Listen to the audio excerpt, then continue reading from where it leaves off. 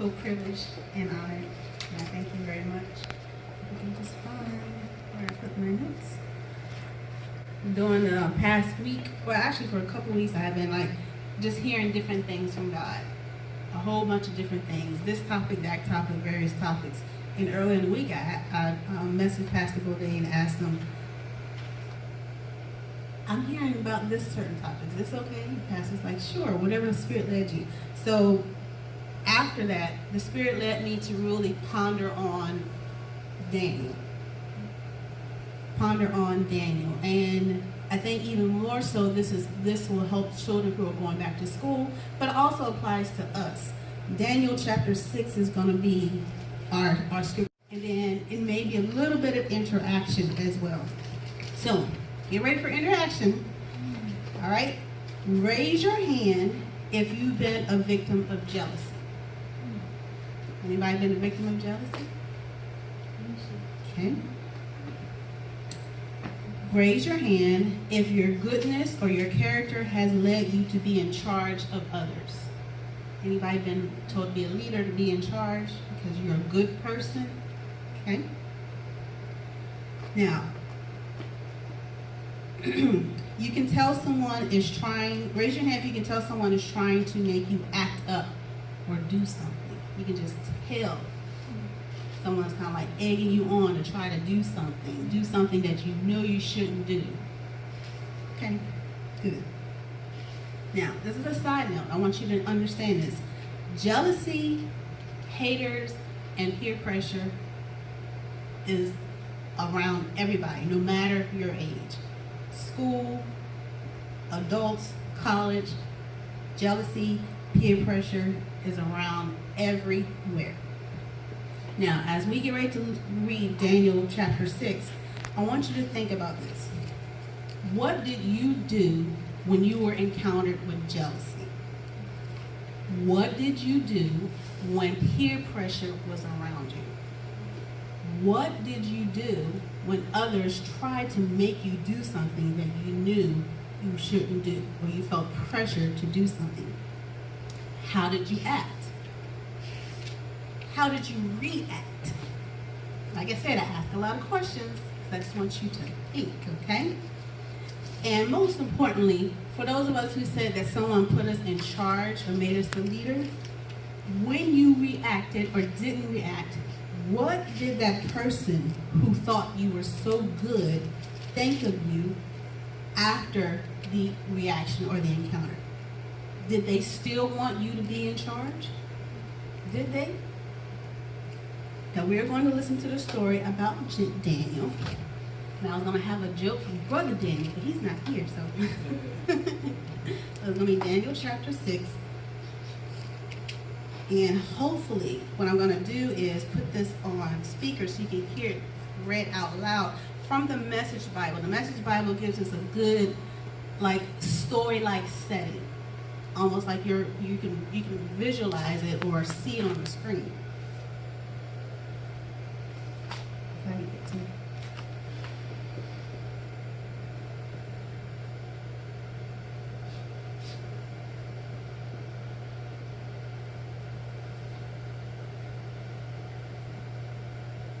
All right, and then this is also what I want you to think about as we get ready to listen to the story. I want you to make an identification of who were the jealous people in this story. What did they do?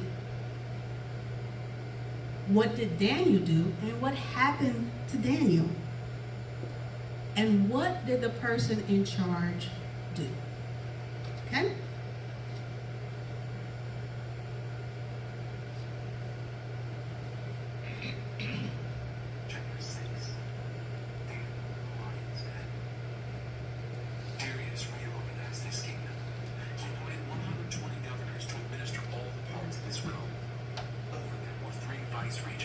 Can y'all hear it? The governors reported to the vice regents who made sure that everything was in order for the king. But Daniel, brimming with spirit and intelligence, so completely outclassed the other vice regents and governors that the king decided to put him in charge of the whole kingdom. The vice regents and governors got together to find some old scandal or skeleton in Daniel's life that they could use against him. But but they couldn't dig up anything. He was totally exemplary and trustworthy. They could find no evidence of negligence or misconduct. So they finally gave up and said, "We're never going to find anything against this Daniel unless we can cook up something religious."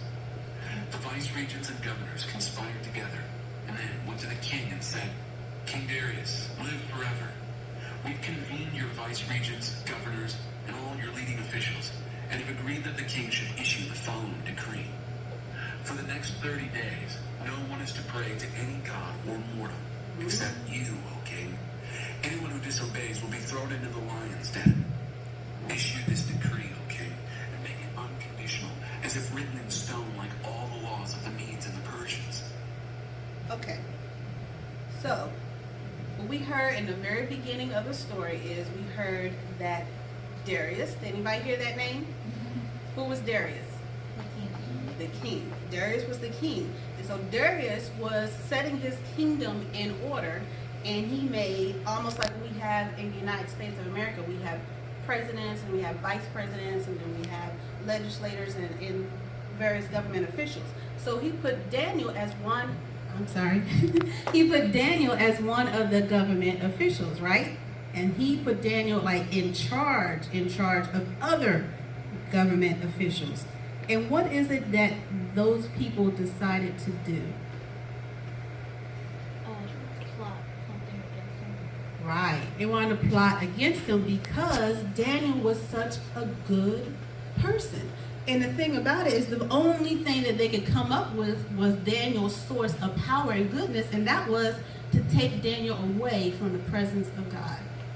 They wanted Daniel to not pray to God. That's very, very evil if you think about it. How can you tell someone, do not pray to God? But that's what they was trying to do. So we're going to go further into what else happens, okay? King Darius signed the decree. When Daniel learned that the decree had been signed and posted, he continued to pray just as he had always done. His house had windows in the upstairs that opened toward Jerusalem. 3 times a day he knelt there in prayer, thanking and praising his God. The conspirators came and found him praying, asking God for help. They went straight to the king and reminded him of the royal decree that he had signed. "Did you not," they said, "sign a decree forbidding anyone to pray to any god or man except you for the next 30 days? And anyone caught doing it would be thrown into the lion's den?" Now, we see that the people that didn't like Daniel were so consumed with not liking him that the person that loved Daniel, that really appreciated Daniel, they decided to kind of like sideline him. They got him caught up in their own plan. They had him as the king sign papers saying you should not pray to God. You should not do any worshiping to God other than to me. Not even realizing their intentions. You see how conniving, you see how jealousy can be?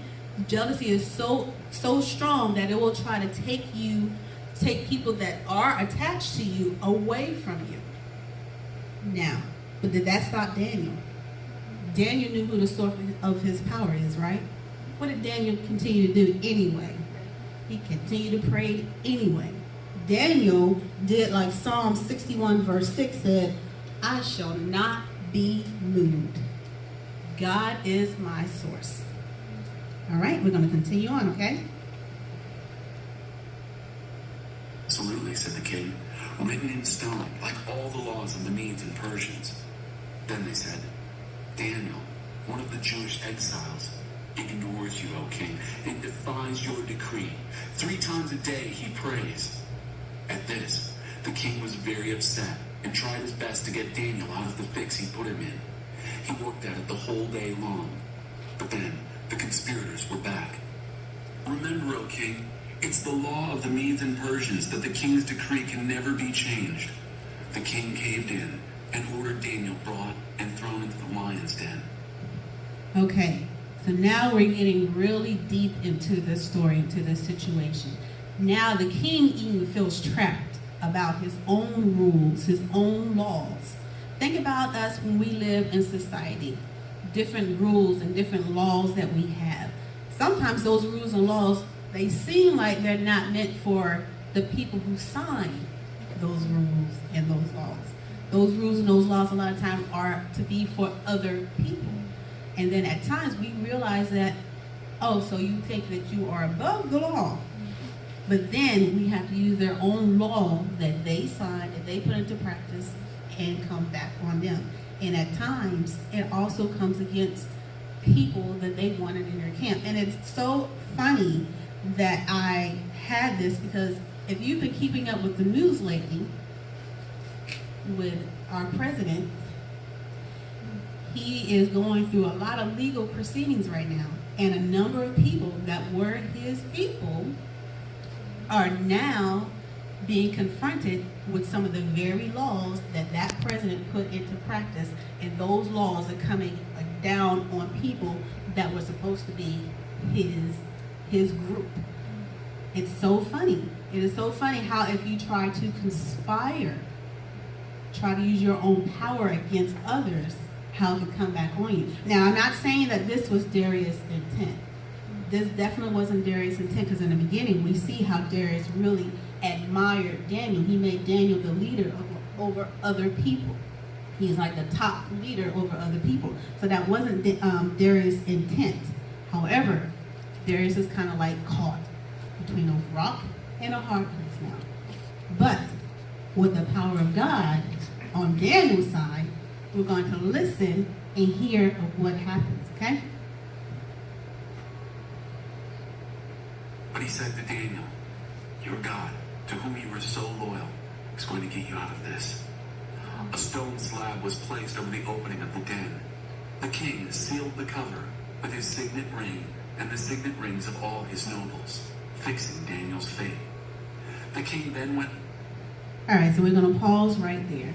So yes, the king finally had to go by what he said and put Daniel into the lion's den. And to seal that, kings back then had a ring. And the ring was almost like our Constitution. Like once you, or no, our ring is like, the ring then is like with the president, when the president signs a law, it is official. It means that this must happen. So when the king put Daniel into the lion's den, to seal that event, the king put his ring print on that. And that meant that it said, it's done, I'm in agreement with that. But did we pay attention to what the king said though? Pastor Bode, what did you say earlier that September services are going to be about? An encounter. The king just so happened to realize he had an encounter with God, because he told Daniel, may your God protect you. The king is the king. He wanted people to worship him. He wanted people to worship him. But because of the magnificence of Daniel, and Daniel praying to God and letting God flow through him and be an example of God, now the king, just by happenstance, has had an encounter with God. He's no longer wanting people to look at him and worship him. He's like, oh my goodness, this is Daniel. And Daniel, you know what? Your God is God. Your God is God. And even though I'm doing this, may your God protect you. So we're going to continue to listen on, okay? Back to his palace. He refused supper. He couldn't sleep. He spent the night fasting. At daybreak, the king got up and hurried to the lion's den. As he approached the den, he called out anxiously, Daniel, servant of the living God, has your God, whom you serve so loyally, saved you from the lions? O king, live forever, said Daniel. My God sent his angel, who closed the mouths of the lions so that they would not hurt me. I've been found innocent before God, and also before you, O king. I've done nothing to harm you. Wow. The king was so impacted by that, it said that he couldn't eat or sleep the night of that order.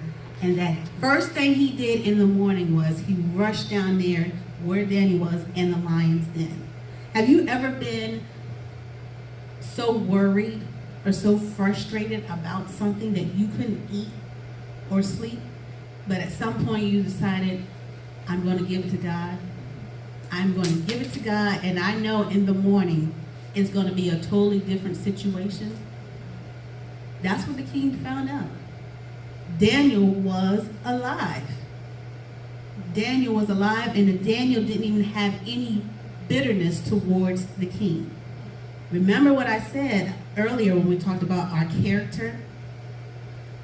What happens? What do we do when someone tries to make us do something? These people are trying to make both the king and Daniel do something they didn't want to do. However, Daniel had no ill will about it. Because Daniel knew, my God's got me.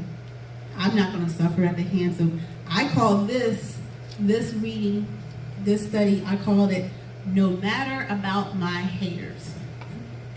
Daniel knew he had haters, but he didn't care. He said, no matter about them. I'm not worried about them. God's got me. So let's listen to the rest of this story, okay? When the king heard these words, he was happy. He ordered Daniel taken up out of the den. When he was hauled up, there wasn't a scratch on him. He had trusted his God. Then the king commanded that the conspirators who had informed on Daniel be thrown into the lion's den, along with their wives and children. Before they hit the floor, the lions had them in their jaws. Okay. Who wants revenge at times? Who wants it? Is revenge up to us to get? Is it up to us to get? When someone does something to you in school and it makes you look bad, or you get hollered at or fussed at by the teacher, do you want to get them back? When someone at your job does something and blames it on you, do you want to get them back? Is that our job?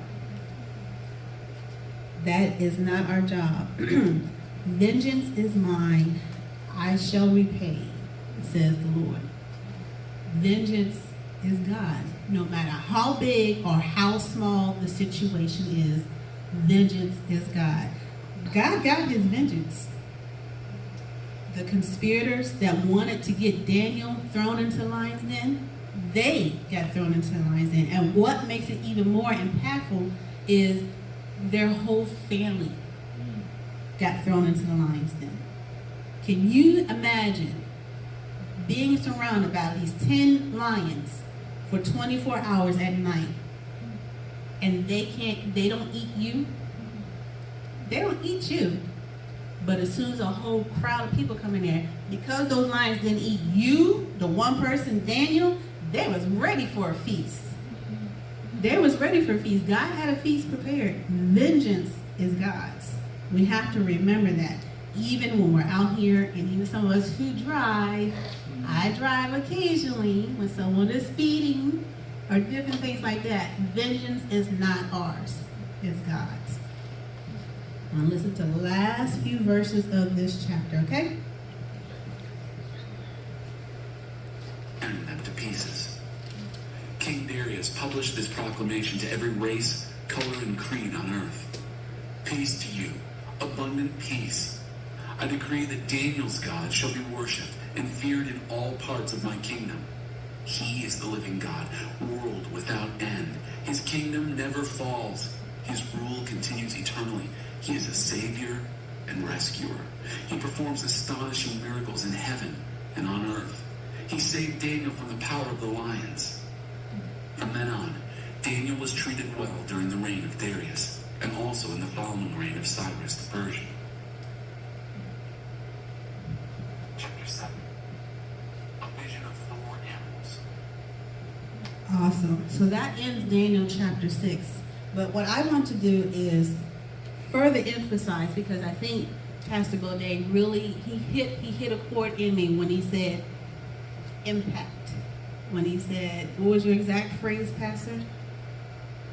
About what September's series is going to be about? Yeah, Encounter. Encounter. Because of Darius' encounter, through Daniel, about Daniel's God, listen to what King Darius proclaimed. I thought this was awesome. This is like Darius not even knowing it, but he's worshiping God right there on the spot. We had our prayer a little while ago, and we were declaring and decreeing things into the atmosphere, and we were talking about how we wanted to have an encounter with God. When you have an encounter with God, how it should change you. Darius was changed so much that he changed his law by the encounter with God through Daniel. And I was just so at awe when I saw this. He says, I decree that Daniel's God shall be worshipped and feared in all parts of my kingdom. He is a living God, world without end. His kingdom never falls. His rule continues eternally. He is Savior and Rescuer. He performs astonishing miracles in heaven and on earth. He saved Daniel from the power of the lions. That is so awesome.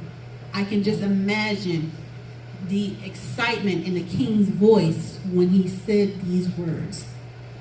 And it's also a great thing to know that what you do now, how it impacts you later on. Because it says, it wrapped up chapter 6 by saying this, from then on, Daniel was treated well during the reign of Darius and also in the following reign of Cyrus the Persian. So that means that Daniel made an impact for years, based upon his reaction to his haters, based upon his reaction to jealousy, based upon his reaction to trying to be forced to do something that he knew he shouldn't do. Daniel chapter 6, if anything, I think it could be a landmark scripture for all of us as we go about day-to-day living, surviving, interacting with people, and still operating as one of God's people. As one of God's people in our day-to-day affairs, at school, at work, and at home. Because it said earlier in here that when King Darius made the rule to not pray, and he said if you get caught praying to other gods, Daniel didn't care. Some of us may be like, okay, well, I'm just going to go home and I'm going to sit in a corner somewhere and pray. It said that Daniel opened up all his windows and he prayed. He was not ashamed. He was not ashamed to pray. He was not worried about what was going on in the affairs, the political affairs, because that's what it was. It was a political movement. He was not bothered by the political affairs. He still stood his ground and upheld his integrity and character no matter where he was, at work, at school, and at home.